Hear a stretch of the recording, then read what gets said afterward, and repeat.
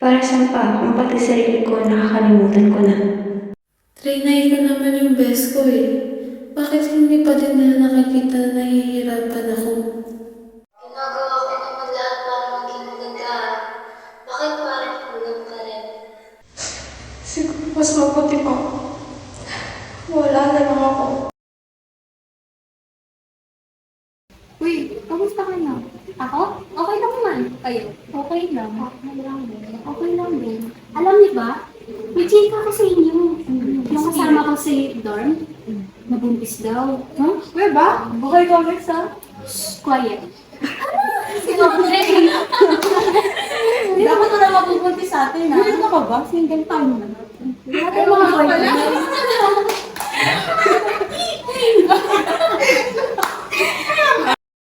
Sa mundong puno ng ngiti, hindi lahat ng saya ay tunay.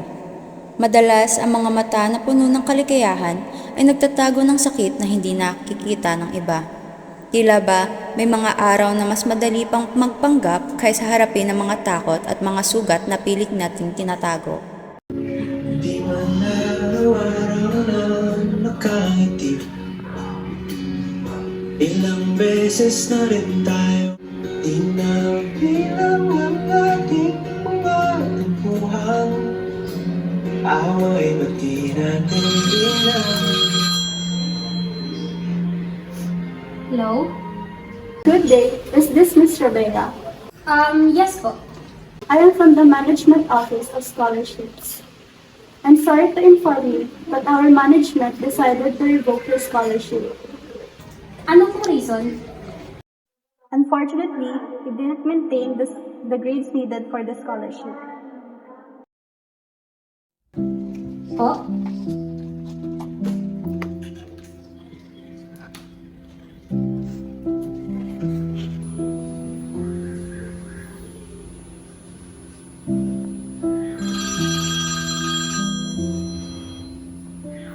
Hello?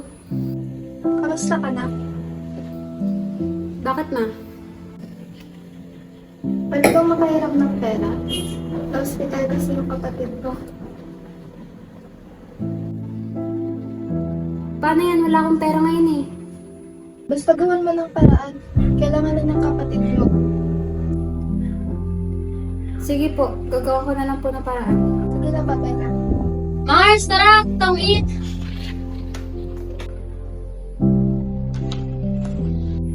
Pagod na ako. Araw-araw nagsusumikap pero parang walang katapusan. Ako na lang lagi ang nag-aasikaso. Ako na lang lagi ang humaharap sa lahat ng responsibilidad. Wala na bang katapusan to? Para saan pa kung pati sarili ko nakakalimutan ko na?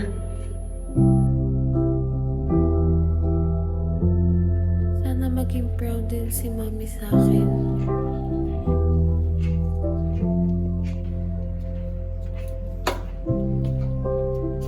Mati na ba yung report card ko? Nag-aral naman po ako ng mabuti. Pinepe ko naman po yung mga exam ko. Pero ganyan po talaga eh. Nag-aral ka ba talaga? Opo, nag-aral naman po ako sa exam. Alam mo, puro kakabarkada mo yan eh, no?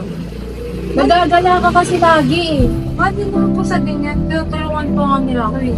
Ba't mo tulungan? Nag-aaral ka ba ng maayos? Opo ma, nag-aaral naman po ako eh. Eh bakit ganito ka ba yung grado mo? Pina-perfect ko naman po yung mga exam ko eh. Perfect? Sa tingin mo perfect to? Tingnan mo nga. Nag-aaral naman po ako eh. Kahit ang gawin ko, wala talaga. Alam mo, kakabarkada mo yan eh. Ma, hindi niyo kasi ako naiintindihan eh. Hindi naiintindihan! Dapat hindi na lang kita naging anak. Pagod na akong gawin lahat para lang makita nila yung pinaggagawa ko at ma-appreciate nila. Pero bakit ganun? Hindi pa din nila napapansin yung mga nagagawa ko. Dapat hindi na lang kita naging anak.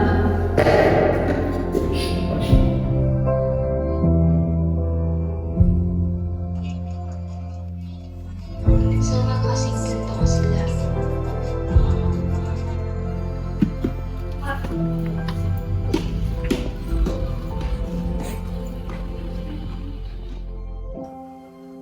Bakit ako kasing ganda nila. Ginagawa ko naman lahat para maging maganda. Bakit parang kulang pa rin? Why do I look like this? Nag-makeup naman na ako eh.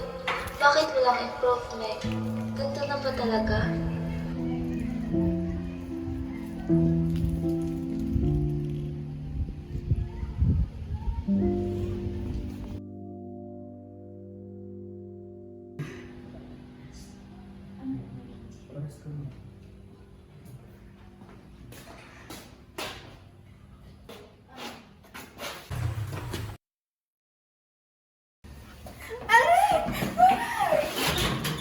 Sa susunod kasi, gawin mo lahat ng pinag-uutos ko sa'yo. Kundi, mas malala matitikman mo sa akin. Kayo na bahala dyan. Ewan ka kasi.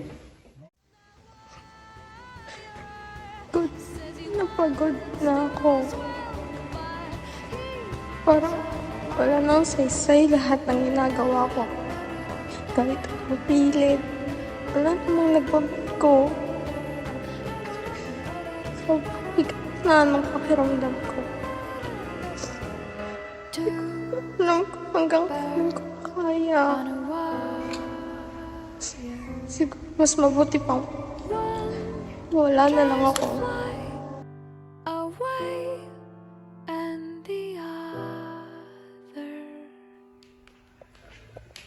Oh, andyan pala kayo. Oh, ayan pala yung nilam ni Pokang damit ah. Oo nga ba yun? Nakakamiss din si Pokang, no? Sa totoo lang, yun talaga yung buhay. Kung nag-open sana siguro tayo sa isa't isa, napag-desisyonan ata natin mag-therapy na lang. Siguro wala tayo sa sitwasyon dito.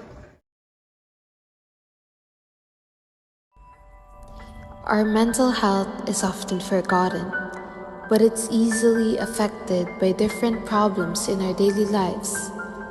It's like a constant battle between our own mind, and it threatens to make you do rash decisions that cannot be undone. Check on your friends. Even if they look happy, usually the happiest ones always hides the heaviest feelings behind those smiles. Our mental health is as important as our physical health. It is not a joke and should never be. Our actions can contribute to one's mental health, so choose to be kind.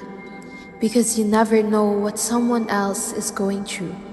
You don't know if your actions may be the reason why someone is driven into another step to the brink.